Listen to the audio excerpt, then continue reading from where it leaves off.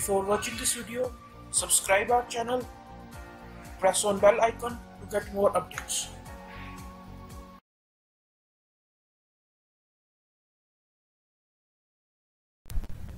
अस्सलाम वालेकुम दोस्तों, मेरा नाम डॉक्टर मोहम्मद अल्लाह मिराज है और आज जिस ड्रग को हम डिस्कस करेंगे वो है सीवोफ्लोरेन।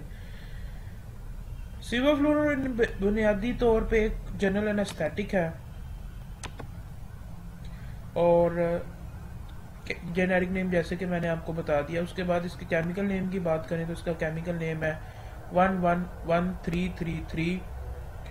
हेक्साफ्लोरो 2 फ्लोरोमेथोक्सीप्रोपेन। मोलिकुलर फॉर्मूला है C4H3F7O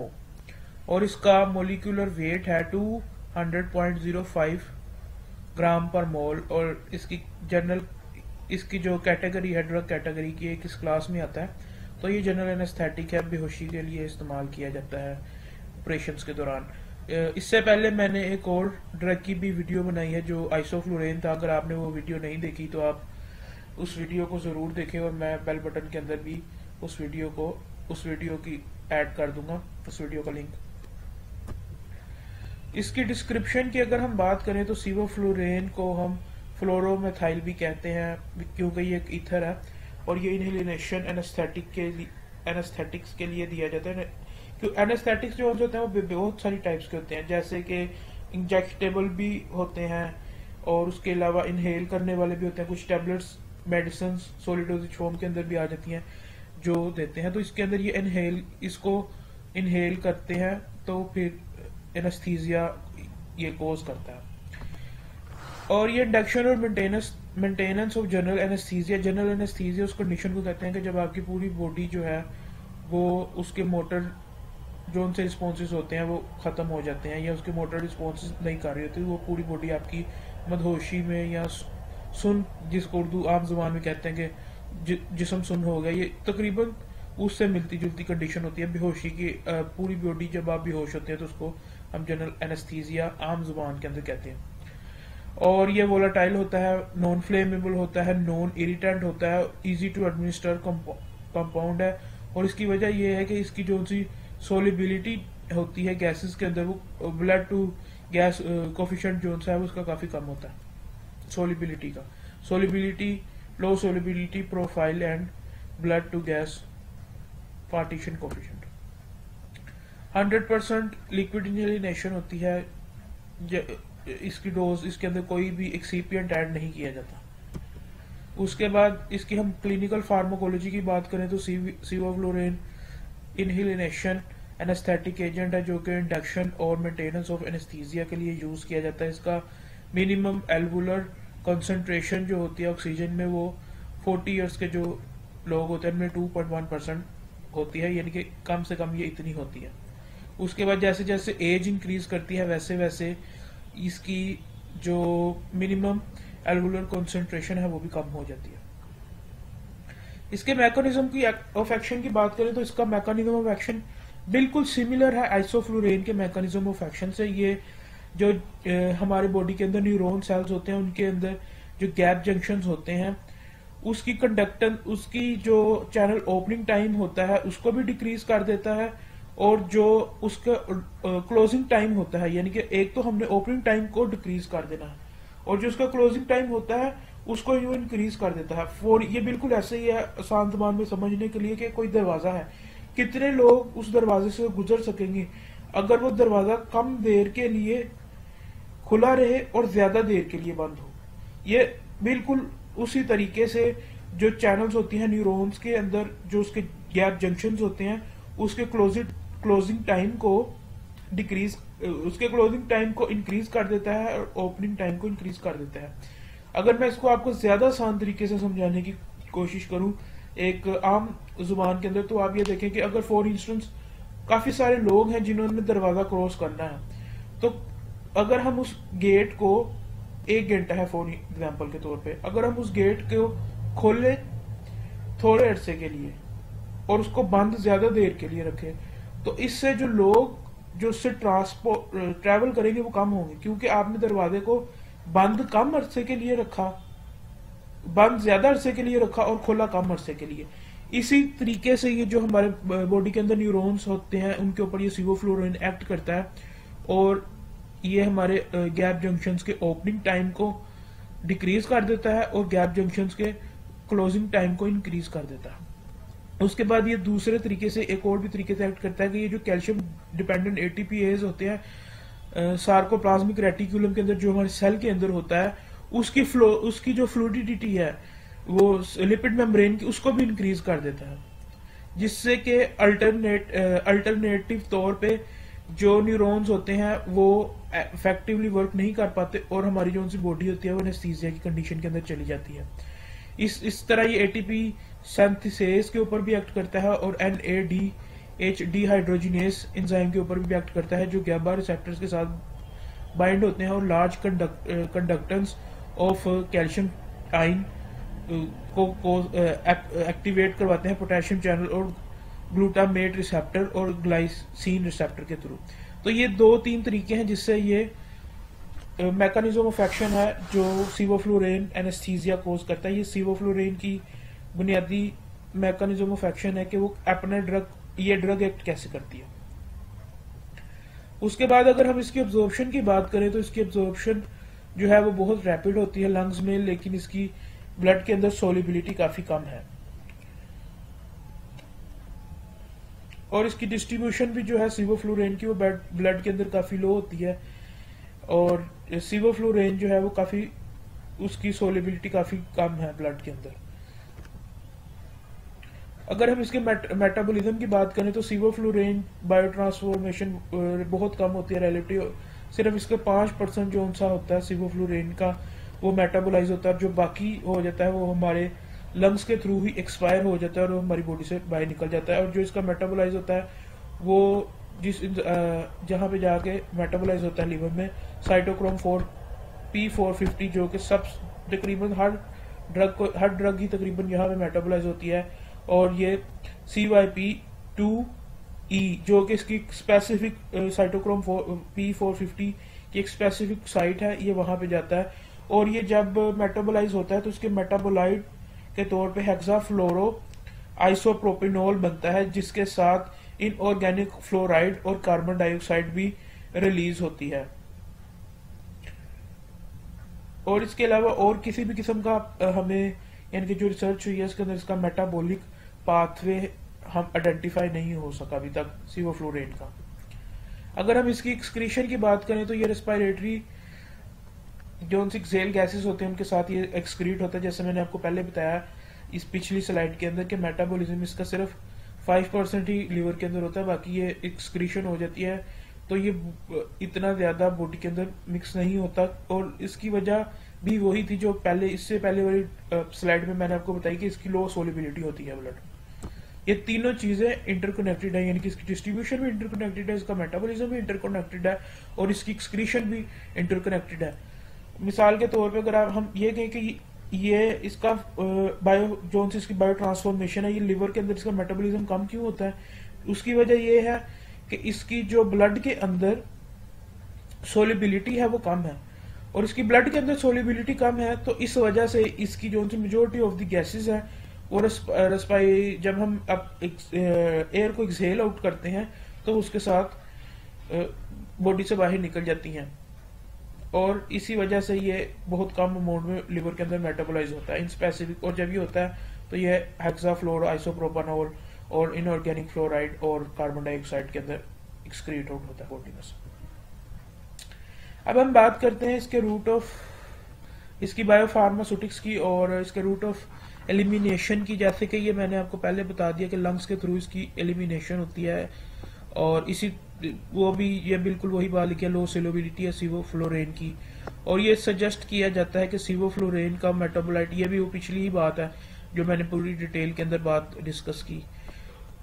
उसके बाद हम अगर इसके वॉल्यूम ऑफ डिस्ट्रीब्यूशन की बात करें तो इसके वॉल्यूम ऑफ डिस्ट्रीब्यूशन पे कोई डाटा खास अवेलेबल नहीं है, ना इसकी क्लियरेंस के ऊपर कोई डाटा अवेलेबल है। और इसकी वजह यह है कि वॉल्यूम ऑफ डिस्ट्रीब्यूशन के ऊपर डाटा तो हमारे पास तब क्लियरली अवेलेबल होगा ना जब ये ड्रग ब्लड के अंदर सोल्यूबल होगी। अगर ड्रग ही ब्लड के अंदर सोल्यूबल नहीं है तो इसकी सेल्स के अंदर इसकी वॉल्यूम ऑफ डिस्ट्रीब्यूशन का डाटा हमारे पास कैसे होगा और क्लियरेंस का डाटा कैसे होगा, क्योंकि क्लियरेंस भी नॉर्मली उन्हीं ड्रग्स की होती है जो बॉडी से या यूरिनरी एक्सक्रीशन से या फीसिस के थ्रू एक्सक्रीट हो। अगर हम इसकी बायोलॉजिकल हाफ लाइफ की बात करें तो इसकी biological half life 15 to 23 hours है, depending upon the concentration of sevoflurane. यानी हाफ लाइफ का मतलब होता है कि एक ड्रग जो सी है वो अपनी अमाउंट की आधी कम रह जाती है। फॉर इंस्टेंस के अगर हमने जो है 10 यूनिट्स दिए हैं इसके सिवोफ्लुरेन के, कोई भी आप स्टैंडर्ड यूनिट्स ले लेते हैं, तो 15 आवर बाद वो 5 रह जाएंगे और उसके नेक्स्ट 15 आवर बाद वो 2.5 रह जाएंगे, और ऐसे ही काम करते करते करते ये बॉडी से एक्सक्रीट हो जाएगी और इसकी मिनिमल जो कॉन्सेंट्रेशन है वो ब्लड के अंदर रह जाएगी। उसके बाद इसकी इंडिकेशन जैसे कि मैं पहले ही बता चुका हूँ, ये जनरल एनेस्थीसिया के तौर पे यूज होता है पेडियाट्रिक पेशेंट्स के अंदर और इन पेशेंट और आउट पेशेंट दोनों सर्जरीज के अंदर। आउट पेशेंट सर्जरी उसको कहते हैं कि जो फॉर इंस्टेंस कोई पेशेंट आया और वो अपनी सर्जरी करवा के फौरन उसको डिस्चार्ज कर दिया जाए, उसको आउट पेशेंट सर्जरी कहते हैं। और इन पेशेंट सर्जरी उस सर्जरी को कहते हैं कि अगर पेशेंट ने सर्जरी करवाई है तो हॉस्पिटल के अंदर ही स्टे करो, इसको इन पेशेंट सर्जरी कहते हैं। ये उसकी मेंटेनेंस और उसकी इंडक्शन दोनों के अंदर यूज होता है सिवोफ्लुरेन। इसकी सर्विस लेवल कैटेगरी की बात की जाए तो ये सिर्फ और सिर्फ टर्शियरी हॉस्पिटल्स के अंदर यूज होता है और ये पंजाब ड्रग एक्ट 2007 के शेड्यूल जी में लाई करता है। अगर हम इसके एनेस्थीसिया की डोजेज की बात करें तो 12 से 25 साल की उम्र के लोगों को 2.6% सिवोफ्लुरेन दिया जाता है ऑक्सीजन के अंदर, या 1.4% नाइट्रस 1.4% सिवोफ्लुरेन इन 65% नाइट्रस ऑक्साइड और 35% ऑक्सीजन। और इसी तरह अगर कोई पेशेंट है 25 से 40 साल का तो उसके केस में 2.1% इन ऑक्सीजन और 1.1% इन 65% नाइट्रस ऑक्साइड एंड 35% ऑक्सीजन, इनके मिक्सचर के अंदर ये दिया जाता है। उसके बाद अगर 40 से 60 इयर्स का कोई पेशेंट है तो उसको 1.7% इन ऑक्सीजन और 0.9% with 65% nitrous oxide and 35% oxygen. और जो 60 से 80 इयर्स के पेशेंट है उनमें 1.4% इन ऑक्सीजन और 0.7% with 65% nitrous oxide and 35% oxygen. अगर हम इसकी डोजेज की बात करें पेडियाट्रिक्स के अंदर जो छोटे बच्चे होते हैं, यानी कि जो 1 साल से कम उम्र बच्चे होते हैं, उनको नॉर्मल वैसे तो ज्यादा कभी उनको नियोनेट्स और उसकी जो बच्चे हैं उनको कैटेगराइज किया जाता है, लेकिन नॉर्मली ये समझा जाता है कि जो फर्स्ट डे से लेके 3 साल तक के बच्चे होते हैं उनको पेडियाट्रिक्स के अंदर ही शुमार किया जाता है। उसके अंदर फिर आगे कैटेगरीज आ जाती है, ये नियोनेट्स है और ये जो उनसे न्यू बोर्न है वो आगे फिर उसको उस हिसाब से करते हैं, डिफरेंट कैटेगरीज के अंदर डिवाइड। अच्छा, जो न्यू बोर्न और 1 मंथ तक का होता है बेबी, उसको सिवोफ्लुरेन देते हैं ऑक्सीजन में 3.3%। और जो 1 मंथ से लेके 6 मंथ तक का बेबी होता है उसको 3% सिवोफ्लुरेन इन ऑक्सीजन। जो 6 मंथ से लेके 1 ईयर से कम का होता है उसको 2.8%। और जो 1 साल से लेके 3 साल तक का बच्चा होता है उसको 2.8%। और इसकी मेंटेनेंस जो होती है, मेंटेनेंस डोज यानी कि एनेस्थीसिया को जो मेंटेन करने की डोज होती है वो 0.5% से लेके 3% तक होती है। अगर हम इसकी एडमिनिस्ट्रेशन की बात करेंगे, ये सिवोफ्लुरेन को एडमिनिस्टर कैसे किया जाता है, तो सिवोफ्लुरेन जो सा होता है वो इनहेल किया जाता है हैलोजिनेट एनेस्थेटिक के तौर पे, और ये इसके लिए एक स्पेसिफिक कैलिब्रेटेड वेपोराइजर होता है जिसको एनेस्थीसिया मशीन के साथ ज्वाइन कर देते हैं और सिवोफ्लुरेन जो है वो लंग के थ्रू वॉल्यूम वाइज, वॉल्यूम की परसेंटेज वाइज के हमने इसको किस परसेंटेज के थ्रू एडजस्ट करना है, उसके थ्रू बॉडी के अंदर डिलीवर किया जाता है लंग्स के थ्रू। और ये लंग से इनहेल करते हैं जब हम गैसेस, तो ये हमारी बॉडी के अंदर ट्रांसफर हो जाता है। इसके लिए कैलिब्रेटेड वेपोराइजर्स होते हैं स्पेसिफिक किस्म के। कॉन्ट्राइंडिकेशन में अगर हम बात करें तो कॉन्ट्राइंडिकेशन है ये आप ससेप्टेबल होते हैं मैलिग्नेंट हाइपरथर्मिया के लिए और लैक ऑफ वेंटिलेटरी सपोर्ट या हाइपर सेंसिटिविटी। हाइपर सेंसिटिविटी बुनियादी तौर पे एलर्जी या जो एलर्जिक रिएक्शंस होते हैं उनको कहते हैं। और जो वेंटिलेटरी सपोर्ट है ऑक्सीजन की कमी की, उसको ऑक्सीजन की कमी या उसको कोई सांस लेने में अंदर प्रॉब्लम आ रही हो तो उसको हम वेंटिलेटरी सपोर्ट कहते हैं, लैक ऑफ वेंटिलेटरी सपोर्ट। और जहां तक बात है इसकी मैलिग्नेंट हाइपरथर्मिया की, तो जब ये जो जितने भी एनेस्थेटिक होते हैं उनका ये कॉमन साइड इफेक्ट होता है, खसूसन इनहेलेशन एनेस्थेटिक का, कि उनकी वजह से मैलिग्नेंट हाइपरथर्मिया हो जाती है। मैलिग्नेंट हाइपरथर्मिया एक ऐसी कंडीशन होती है जिसके अंदर बॉडी का टेम्परेचर बहुत ज्यादा इंक्रीज कर देता है, मसल रिजिड हो जाते हैं और फिर ऑक्सीजनेशन करवानी पड़ती है। और ये जो सिवोफ्लुरेन है, इनहेलेशन एनेस्थेटिक्स होते हैं, इनकी जो डोज है उसको कम करना पड़ता है, तो फिर उस कंडीशन के अंदर पेशेंट सर्वाइव करता है और इस तरह से मैलिग्नेंट हाइपरथर्मिया को कंट्रोल किया जाता है। अगर हम इसके प्रिकॉशन की बात करें तो वेपोराइजेशन को अच्छी तरह से, वेपोराइजर जिसके थ्रू इनहेलेशन करवानी है उसको अच्छी तरह से चेक कर लें, लिक्विड वोलेटाइल होना चाहिए, एजिटेशन और जो सी होती है वो भी अकर हो सकते हैं। उसके बाद पोस्ट ऑपरेटिव हेपेटाइटिस भी रिपोर्ट हुआ है। इसकी पोस्ट ऑपरेटिव जो हेपेटाइटिस रिपोर्ट होता है ये मोस्टली इस वजह से होता है कि ये लिवर के थ्रू जो है मेटाबोलाइज होता है और उसके जो उनसे मेटाबोलाइट्स हैं जिसको हमने हेक्साफ्लोरो पहले हमने डिस्कस किया, और ये कार्बन डाइऑक्साइड और फ्लोराइड ये लिवर के ऊपर इफेक्ट करते हैं, जिसकी वजह से हेपेटाइटिस भी हो सकता है। और इसलिए एहतियात करनी चाहिए अगर कोई हेपेटिक पेशेंट है या कोई सिरोसिस का पेशेंट है या किसी भी किस्म के उसके जो LFT के रिजल्ट अच्छे नहीं आए, तो उस ऐसे पेशेंट के अंदर एहतियात करनी चाहिए कि उसकी ये कंडीशन ज्यादा वर्स ना कर दें। उसके बाद हमें इनको उन पेशेंट्स के अंदर बहुत ध्यान से एडमिनिस्टर करना चाहिए और उनको क्लोज मॉनिटरिंग करनी चाहिए जिनको अनीमिया हो, जिनको हेपेटिक इम्पेयरमेंट हो, जिनको रीनल इम्पेयरमेंट हो, जिनको मैक्सिडीमिया हो। और ये हार्ट के पेशेंट्स को भी एहतियात से देना चाहिए क्योंकि ये क्यूटी टाइम जो होता है, क्यूटी उसकी प्रोलोंगेशन का भी सबब बनता है। उसके बाद हमें इसको एज अ सोल एजेंट जो है वो फॉर इंडक्शन यूज नहीं करना चाहिए इन पेशेंट विद वेंट्रिकुलर डिसफंक्शन। इस बात का ये मतलब है कि कुछ पेशेंट्स होते हैं जिनको वेंट्रिकुलर्स जो हार्ट के अंदर वेंट्रिकुलर होता है उसका डिसफंक्शन होता है, वो किसी भी केस के अंदर हो सकता है कि उसका हार्ट फेलियर हुआ हो या उसे कंजेस्टिव हार्ट डिजीज हो या कोई भी वजह हो सकती है जिससे उसका वेंट्रिकुलर प्रॉपरली वर्क नहीं कर रहे और उसका बॉडी से जो ब्लड है वो प्रॉपरली बाहर नहीं आ रहा। तो ऐसे पेशेंट के अंदर हमने इसको as a sole agent for induction of anaesthesia use नहीं करना चाहिए, यानी कि हमें सिर्फ इसको ही यूज नहीं करना चाहिए, हमें उसके अलावा दूसरे भी एजेंट्स को इसके साथ या इसको छोड़ के हमें किसी और एजेंट को भी as a inhalation anaesthetic use करना चाहिए, ताकि अगर वो कोई पेशेंट वेंट्रिकुलर डिसफंक्शन का शिकार है तो उससे उसको ये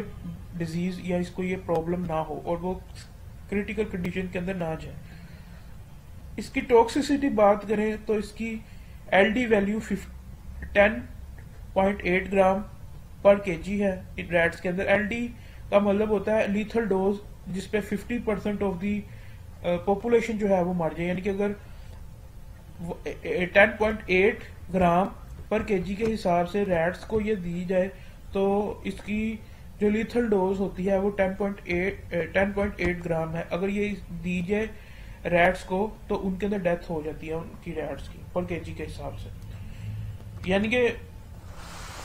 अगर फॉर इंस्टेंस इसको अगर हम आसान ज़बान में डिस्कस करें तो इसका ये मतलब है कि 2 रैट्स हैं और हर रैट का वेट है 1-1 किलो, और अगर हम इन दोनों रैट्स को 10.8 ग्राम सिवोफ्लुरेन देते हैं, उस रैट को भी 10.8 ग्राम और दूसरे रैट को भी 10.8 ग्राम, तो इसका चांस है कि इन दोनों में से एक रैट की जरूर डेथ होगी। ये इसके अंदर जो इसके टॉक्सिसिटी साइंस है उसमें जैसा कि मैंने पहले डिस्कस किया, पोस्ट ऑपरेटिव हेपेटिक डिसफंक्शन और पोटेंशियल नेफ्रोटॉक्सिक इफेक्ट। इसकी इसकी एंटीडोट है उसके लिए सबसे पहले तो हम इसको जो सीवोफ्लोराइन है उसको डिसकंटिन्यू करेंगे इसके एडमिनिस्ट्रेशन को, और पेशेंट के जो एयरवेज हैं उसको मेंटेन करेंगे ताकि ऑक्सीजन उसको इनहेल हो, और हम इनिशिएट करवाएंगे कंट्रोल वेंटिलेशन, उसको वेंटिलेटर पे भी हो सकता है डालना पड़, control ventilation with oxygen and maintain acquired adequate cardiovascular function, ताकि उसका कार्डियोवैस्कुलर फंक्शन जो है, उसका जो दिल का धड़कना है और वो बाकी फंक्शंस जो है वो भी मेंटेन रह सके। अगर हम इसकी प्रेगनेंसी कैटेगरी की बात करें तो प्रेगनेंसी कैटेगरी जो है वो इसकी बी है। एनिमल्स के अंदर इसके साइड इफेक्ट नजर आए हैं लेकिन इंसानों के अंदर इसके साइड इफेक्ट नजर नहीं आए, इस वजह से इसे बी कैटेगरी दे दी गई है। इसकी अगर हम उसकी लैक्टेशन की बात करें तो जो सीवोफ्लोराइन है वो उसकी कोई खास क्लिनिकल सिग्निफिकेंस मिल्क के अंदर नहीं आई, और ये बिकॉज एक तो ये रैपिडली वॉश आउट हो जाता है, दूसरा ये कि इसकी 5% ही सिर्फ मेटाबोलाइज होता है, और ये 95% जो है वो लंग्स के थ्रू एक्सक्रीट आउट हो जाता है, और ये काफी कम रहती है कंसंट्रेशन इसकी मिल्क के अंदर, ह्यूमन मिल्क में। इसकी इंट्रैक्शन की बात करें तो इसके साथ 292 ड्रग्स के साथ इसकी इंट्रैक्शन है सीवोफ्लोराइन की, जिसमें 63 मेजर इंट्रैक्शंस हैं, 211 जो है वो मॉडरेट ड्रग इंट्रैक्शंस हैं और 18 माइनर ड्रग इंट्रैक्शंस हैं। जो इम्पोर्टेंट ड्रग्स हैं जिनके साथ इनकी ड्रग इंट्रैक्शन है उसमें एड्रीनालिन है, एस्पिरिन है, पैरासिटामोल है, डेक्सामेथासोन और पैरासिटामोल, एस्पिरिन और एड्रीनालिन। उसके बाद अगर हम इसके एडवर्स इफेक्ट की बात करें तो ये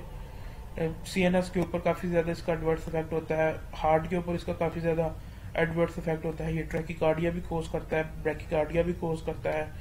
और ये हाइपरटेंशन भी कोज करता है, और ये जो आपके लंग ये होते हैं रेस्पिरेटरी ट्रैक, इसके अंदर भी ये स्पाज्म कोज करता है, आपको ब्रीथिंग के अंदर भी मसाइल पैदा हो सकते हैं, एनाफ्लेक्सिस भी हो सकता है, हाइपरसेंसिटिविटी की वजह से कार्डिक अरिथमिया, पीक्यू प्रोलंगेशन हो सकती है, इंट्राक्रीनल प्रेशर जो है, जो दिमाग के अंदर जो ब्लड का और वो फ्लूइड्स का प्रेशर होता है वो भी इंक्रीज हो सकता है, हेपेटोटॉक्सिसिटी है, इलेक्ट्रोलाइट इम्बैलेंस है, मैलिग्नेंट हाइपरथर्मिया, जैसा मैंने पहले डिस्कस किया कि हमारे मसल्स रिजिड हो जाते हैं और हमारे बॉडी टेम्परेचर इन एनेस्थेटिक्स की वजह से इंक्रीज कर जाता है, जिसको हम मैलिग्नेंट हाइपरथर्मिया कहते हैं। इसका ब्रांड नेम सीवोफ्लोराइन है और ये गेट्स कंपनी का है, और ये 99.9% लिक्विड है, इसके अंदर किसी किस्म का कोई एक्सीपिएंट ऐड नहीं होता, और ये 250 ml की पैकिंग के अंदर आता है। ये सारी जो मैंने बातें आपसे डिस्कस की ये मैंने FDA की वेबसाइट से, मेडस्केप से, पबकैम से, फार्मा गाइड की 24th एडिशन और पेज नंबर 987, उसके बाद ड्रग बैंक से, ये नेशनल इंस्टीट्यूट ऑफ बायोटेक्नोलॉजी है, वहाँ से भी मैंने ये डाटा इकट्ठा किया, उसके बाद drugs.com से और PNF के 57th एडिशन से, जो कि पेज नंबर